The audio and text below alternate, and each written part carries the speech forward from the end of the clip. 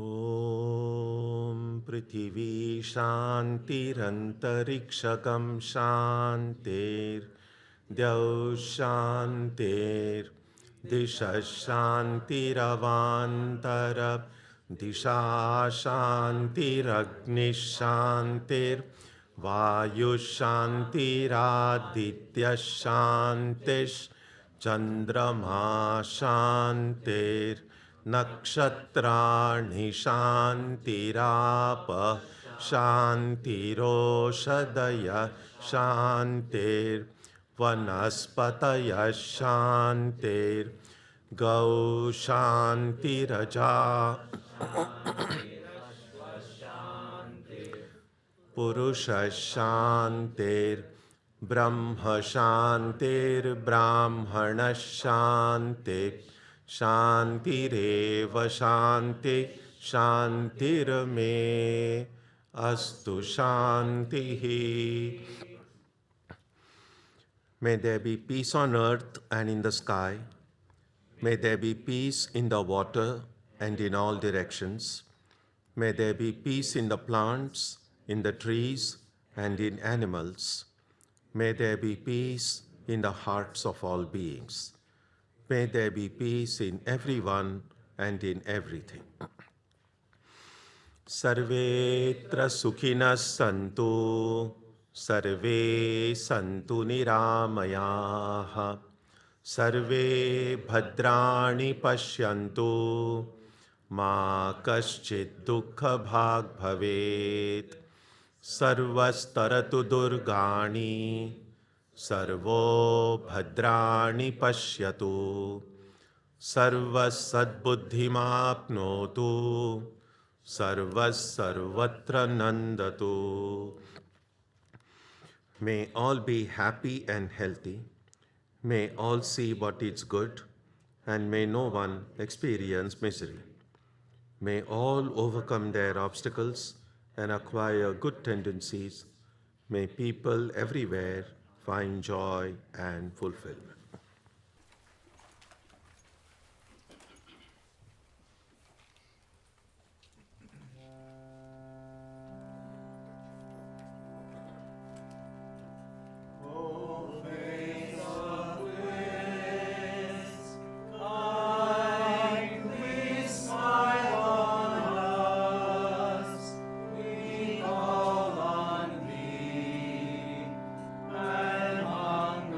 For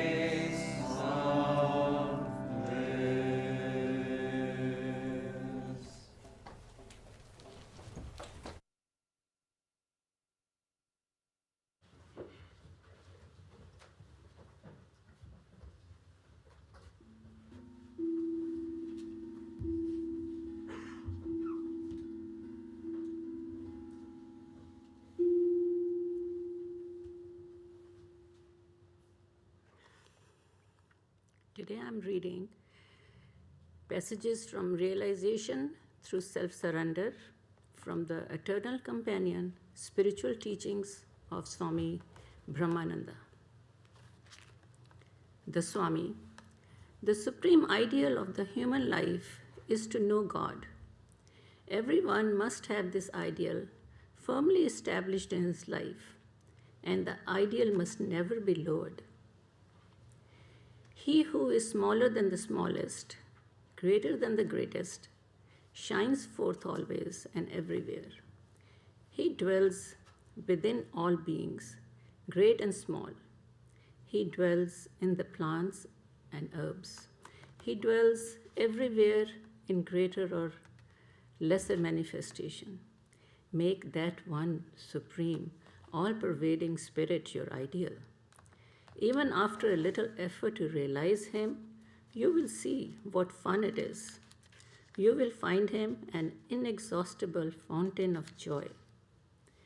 You have seen enough of one side of life. Now see the other side, the real side. Knock, and it shall be opened unto you. A veil is hiding the reality. Remove that veil, and you will find him. If you will apply yourself to the attainment of this ideal, your whole world will be transformed for you. This means that the mind must be one-pointed and completely free of all desires, but the desire to sincerely know and love God. The Lord says in the Gita, relinquishing all individual efforts, take refuge in me alone. Surrender yourself wholeheartedly to God. Take refuge in Him. Pray constantly with a pure, sincere heart. O Lord, I do not know what is good or what is bad for me. I am entirely dependent on you. Grant me what I most need for spiritual life. Take me along the path which will lead me to the greatest good. Give me the faith and strength constantly to remember you and meditate on you. Self-surrender, that is the only way. Man runs after worldly objects, but we have to fix our mind on God. We need intense faith.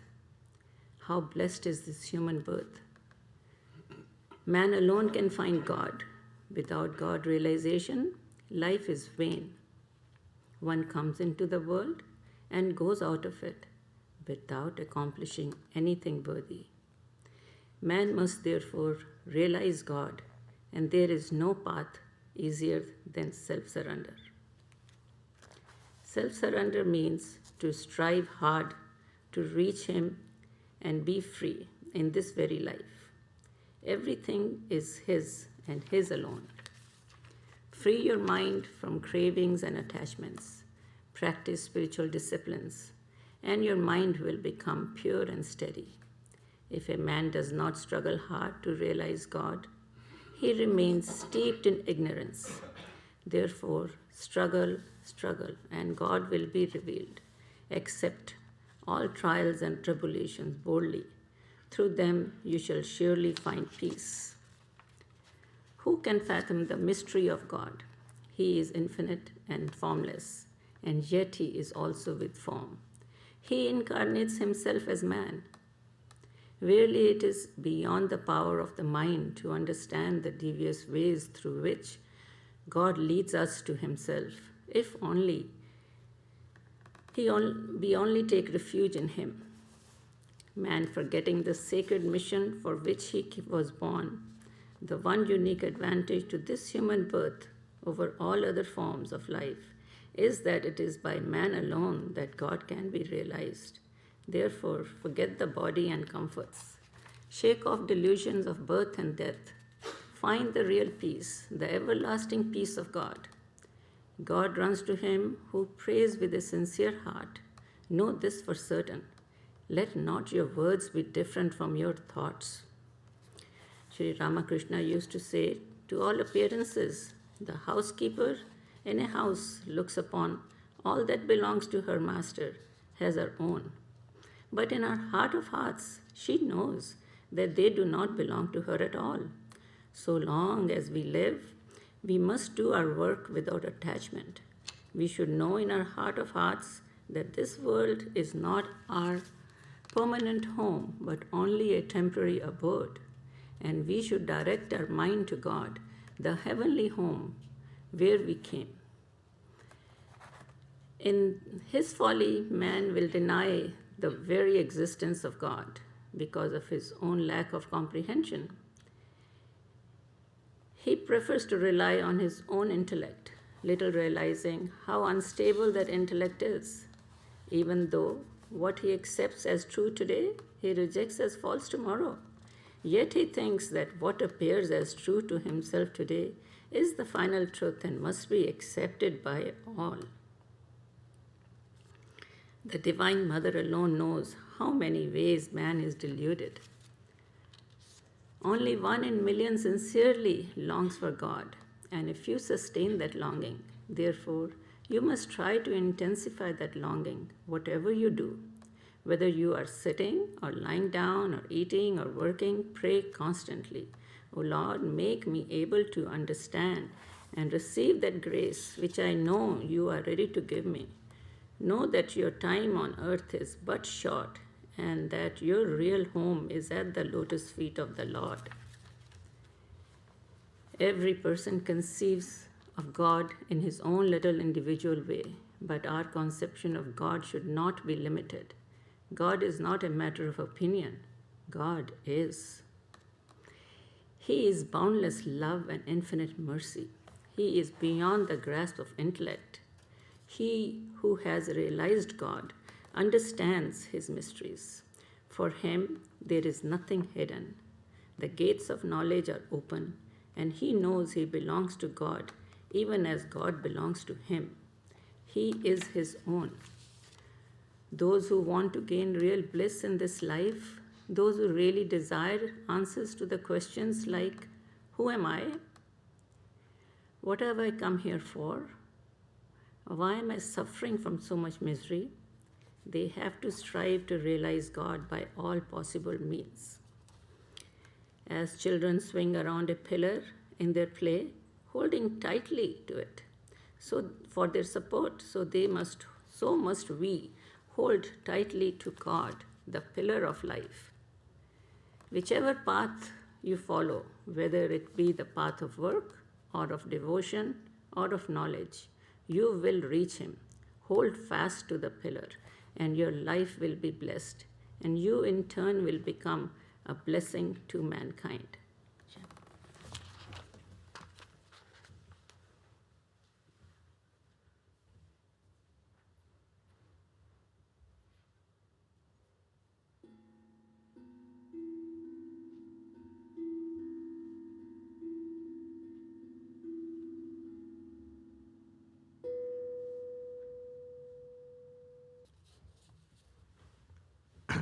Good morning.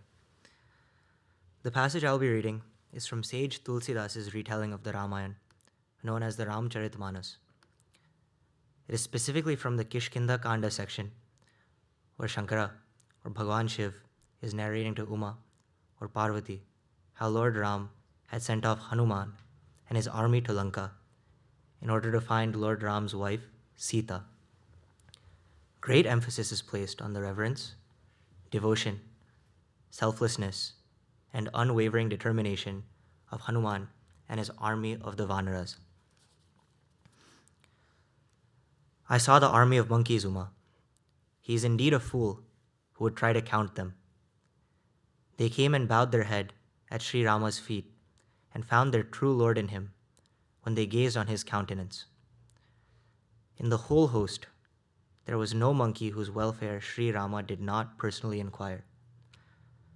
This was no miracle for my master, the Lord of Raghus, who has taken all forms and is omnipresent. They stood in martial array as ordered, and King Sugriva thus instructed them all. I exhort and commission you to do Sri Rama's work. Therefore, O monkey hosts, go forth in every direction and institute a search for Janaka's daughter. But you should all return in course of a month, my brethren. He who returns beyond this limit without any news shall meet death at my hands." On hearing his command, the monkeys proceeded at once in various directions. Sugriva, with the king of the bears Jambavan by his side, then called Angad, Nila, and Hanuman and said, "Listen, O Nila, Angad, Hanuman, and Jambavan. You are all resolute of mind and wise. Proceed all of you, gallant warriors, together to the south, and inquire of everyone you meet the whereabouts of Sita. Use every faculty of yours to devise some means of tracing her, and thereby accomplish the object of Sri Ramachandra. For warming oneself, one should wait upon the sun, turning one's back towards the same, while fire should be waited upon, turning one's breast towards it. But a master must be served with one's whole being, in thought, word, and deed, without resorting to any wiles. Similarly, one should strive for lasting happiness in the other world by discarding the unrealities of this world. In this way, all one's woes incident to birth and death are eradicated. The consummation of human birth lies in worshipping Sri Rama in a disinterested spirit. He is verily a man of flair, and he alone is highly blessed who is enamored of Sri Rama's feet." Taking leave of Sugriva and bowing their head at his feet, they joyously set out with their thoughts fixed on the Lord of Raghus.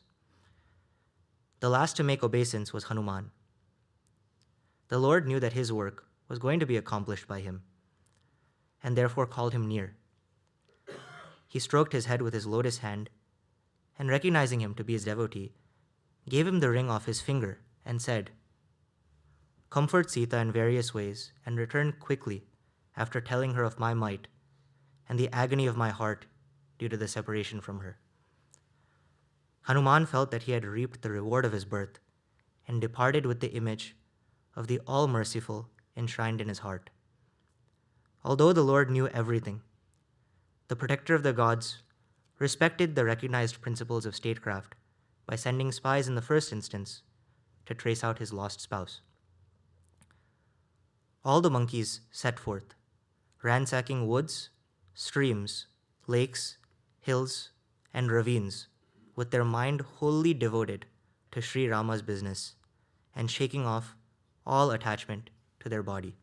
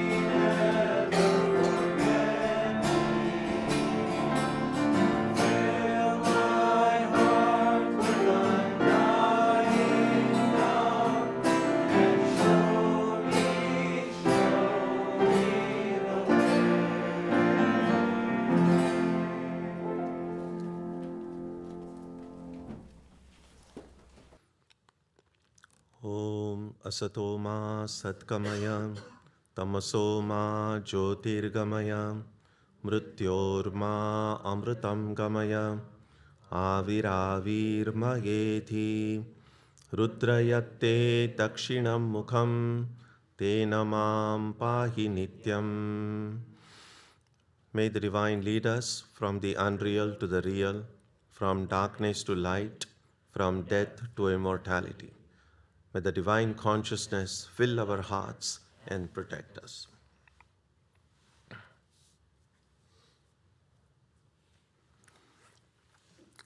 Let me never forget thee. In the song that we just had is in a way the story of our life, according to the way Vedanta understands it. This plea that I should not forget,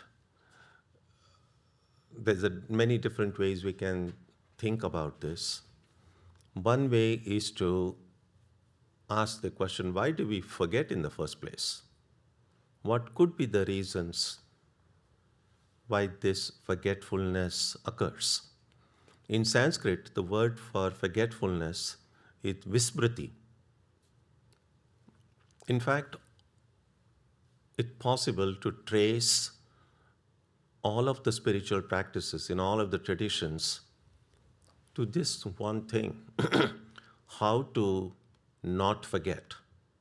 Whether you think in terms of prayer, meditation, worship. So forgetfulness somehow seems to sort of crept in us. The practice of mindfulness, which has become so popular in recent years, again, it's just the way that we forget, the mind wanders. And whether it's called it vipassana or you call it mindfulness, it's a way of kind of bringing the mind back, not allowing the mind to get scattered into different directions. So it's helpful to ask, why is it that we forget? And one of the reasons is, we could say, a lack of faith. By that is meant this song spoke about infinite kindness. So if we have complete faith, there is some infinite kindness, a whole infinite love, the source of love and kindness and security and everything that we seek in life is present right now. Why would I forget? Why would I forget it? That's what we all seek, and it's always available. Why would I forget it? Swami Vivekananda, in one of his lectures, says it's almost like standing on the bank of a river with this transparent, clear, pure water flowing by and saying, I'm thirsty. I've forgotten that there is a river. If there is a river nearby, why would I forget it? And so one way of thinking that is that I just don't have enough faith. I'm seeing the water, but I don't think it maybe is real. I hear people talking about God and the Supreme Being, but somehow it doesn't resonate. And so even though the source of everything I seek is present, I still forget because hasn't become real to me yet. The second reason we might say of why forgetfulness occurs is through distraction. And that is what the song refers to as the wonders of Maya's illusion, or the playthings of Maya. Maya, again, Swami Vivekananda has 3 or 4 very enlightening lectures in his Jnana Yoga book. Take a look at it when you find time. The word Maya occurs very often in Vedantic thinking. And one way of thinking of Maya is creation. And normally we attach the idea of creation to God. God is the creator. One of the questions that can often be asked, and many religious traditions have tried to answer that question, is why did God create this world? What was the point? And of course, many different answers have been given.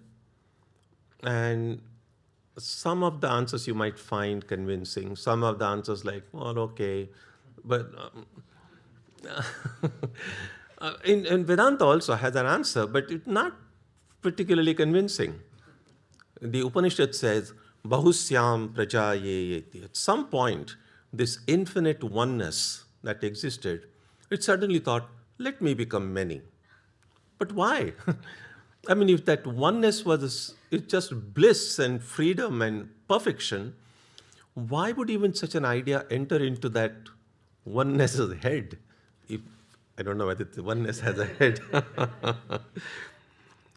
So there's never been a very convincing answer that will be universally convincing about why did this whole thing come about.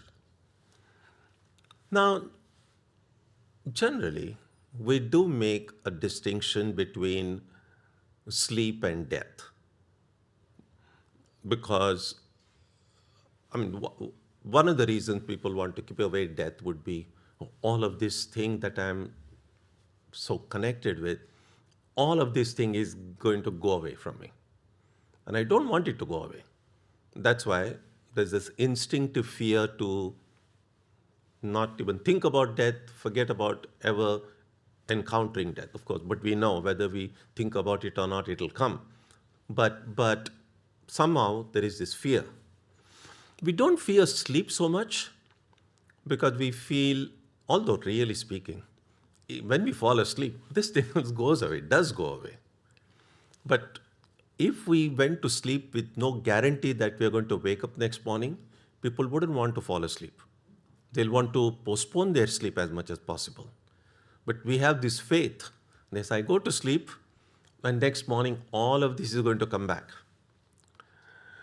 And that's why we do make a distinction. Although, as I said, as far as the experience is concerned, what we think of as death and what happens in sleep is not really different. So what happens when we go to sleep? Not too long after we go to sleep, we create a world. That's the dream world. And so, although we might think about attaching the epithet creator to God, in some ways, we are the creators. We create a dream world every night we speak. Not just one dream world, one after the other, one after the other. And then when we say, oh, next morning when I wake up and see this world, I make this an assumption that somehow this world is like the real world. And what I saw up to this point in my sleep was a dream world. There is really no proof for that. Just like I'm seeing many different dreams, one after the other, and so far, like waking up in the morning, I'm seeing another thing which one kind of a dream, I'm assuming I'm calling it the waking world. And so, since creation, any kind of a creation, and we are all in this creation now, we find that while this experience itself can be meaningful and wonderful in many ways, it's also not so wonderful in many ways. And therefore, we go back to that original question. What was the point of creating all this? The only way this could come, and essentially what is sleep? So one way of thinking of sleep is forgetting who I am. Because as long as I know who I am and where I am, I'm still turning and twisting in my bed. But somehow a veil comes over me. That's essentially exactly what the song said. And whenever the veil is cast over my eyes, and I run to the pleasures in blindness. So what is that veil? That veil is the veil of sleep. And it's only then that I start creating. And so, if creation is an act of delusion, and we wouldn't want to attach that idea to God as a deluded Lord, just sounds very odd. And so what Vedanta says is, I am that deluded God. If God created this world and it's an act of delusion, that delusion is here. And as long as I keep on creating this world, different dreams, there is really no guarantee. It's like if you go to watch a movie and are told you cannot come out of that movie house, the theater, and we are going to keep on showing you different movies. But don't have any control over what movies will be shown. Some might be comedies, some might be horror movies, some could be sci-fi. We just have to sit and watch. So you have no control over what's going to come ahead, which is really our situation now. We have no control over which way the world is going, what to expect the next day. And all of this has happened because they have gone and chosen to go and sit in that movie theater. The only time we do experience some bliss and peace is in the state of deep sleep, when the movie seems to stop for a while, and that's wonderful. But clearly, again, we can't remain in that dreamless state too long, because once again, the new movie starts. So can we consciously stop this process of creation? In fact, in the yoga psychology, in Patanjali, there is a phrase called pratiprasava. Prasava is creation. Pratiprasava is anti-creation. So if we think of creation as a movement from the one being to the many in this world, the anti-creation is the movement from many to the one. So we don't generally use the phrase anti-creation, but this whole idea about going back to that source, going to that oneness, is a movement in a direction opposite to that of creation. And that becomes possible whenever there is activity, whenever there is movement, then we are still in the world of multiplicity. And we have on several occasions, on other time, we have seen about whole this karma and karma phal, and you act and you do things, and then it just keeps on going. It's a very vicious loop. When will doing stop? When will action stop? When will karma stop? And one of the ways that gets described in books is when doing is changed into being. Now, think about, there are lots of things we do throughout our lives, but there are certain things we do not think about it in terms of doing. For instance, from the moment we are born, we are breathing. Now that's an activity. Breathing is an activity. Only except if someone has difficulty in breathing, and then they try to breathe, then they would really be conscious of the fact that they are doing something, that they want to breathe. But most of us in relatively good health, we are breathing all the time. So we don't think like, oh, I better not forget to breathe. I have to keep breathing. We do it without feeling the sense that we are doing it. So we don't think about, we are creatures who breathe. We don't think of, oh, we are creatures who have to do breathing. So somehow the activity of breathing has moved over from an act of doing breathing to being someone who breathes. Now, that is something when it happens in our life, when doing gets changed to being, much of this creation problem will be solved. So it's like this. People keep on saying, do good things, think good thoughts. Surely we have to do that. But the question is, how long? Will this process ever end? Because what if I stop doing good things? And then there's always the danger. If you don't do good things, very likely you'll do bad things. So if you want to keep bad things away, keep on doing good things. And the answer is yes, that doing good things will not be needed anymore when I am good. In other words, when I reach a state that I won't be able to do something bad even if I wanted to. Some of these practices that we have been seeing in the past few months, actually, the 4 basic practices of Vedanta, whether it's restraining the mind, restraining the senses, discerning, non-attachment, and all of that, it seems like there's lots to do. You just kind of keep count of the number of things we have to do. And spiritual life in the beginning just seemed a lot of doing. Read these books, think this way, meditate, pray, do this, a lot of doing.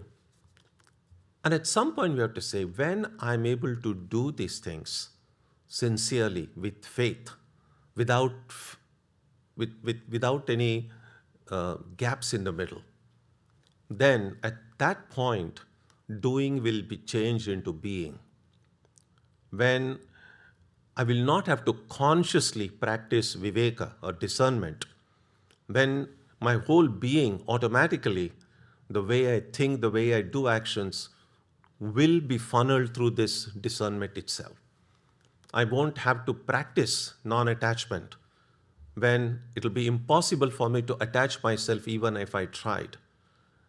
I don't no longer have to practice controlling my mind and the senses because they are already controlled.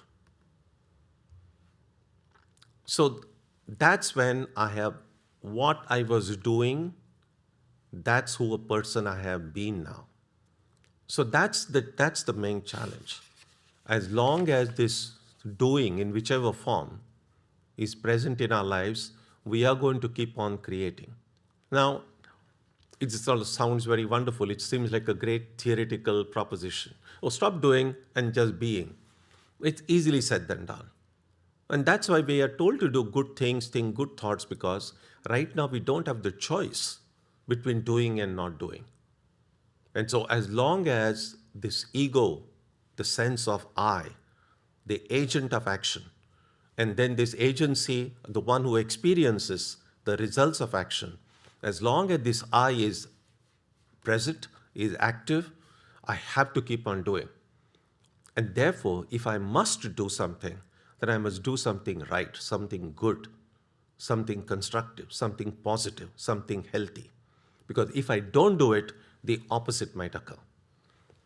But when that doing becomes a part of my nature, when I no longer consciously have to do it, just like I no longer consciously have to breathe because it just happens.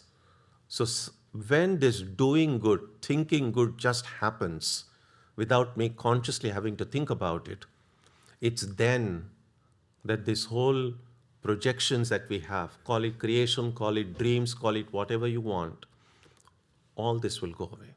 Then it's going back to the source. And the source, the final, the ultimate, the real source is where true happiness and bliss and harmony are. Think about it objectively in terms of going to the divine, going to God, going to the Lord, going to heaven. Think about it subjectively in terms of going back to our true center. Whichever way we think about it, the problem is not with the world, the problem is not with anywhere else, the problem is with our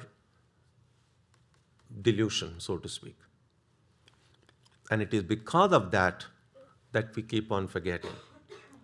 Because of that, when we look inside a mirror, we see a very troubled person.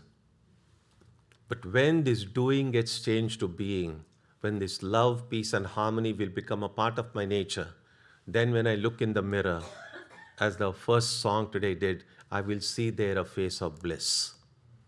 The face of bliss is not something hiding somewhere above the clouds. The face of bliss is right inside. But right now, I'm forgetting things. And therefore this prayer, let me not forget thee. And if I stop forgetting, if I remember the truth, if I become one with that truth, and I look in the mirror and I see the face of bliss.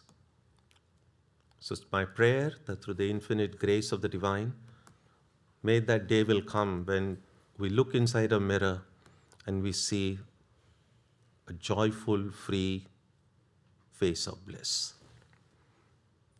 Jananim Saradam Devim Ramakrishnam Jagatgurum Padapadme Tayo Shritva Pranamami Muhurmuhu.